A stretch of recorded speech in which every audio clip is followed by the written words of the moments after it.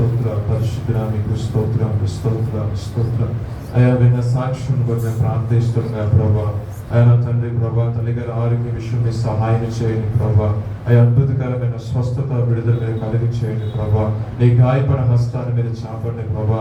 అయ్యా తండ్రి ప్రభా, శిరస్సున రికాలు మటుకు ప్రభా అమూల్యమైన రక్తను ప్రోక్షించి ప్రభా దైవిక స్వస్థత కలిగించేమని ప్రార్థిస్తున్నాం నాయన. అది వైద్యులకు అసాధ్యమే కానీ మీకు సమస్తము సాధ్యమే తండ్రి. అద్భుతకరంగా ఆశ్చర్యకరంగా ఆరోగ్యం మీరు కలుగు చేస్తున్నందుకు మీకు స్తోత్రాలు చెల్లిస్తున్నాం నాయన.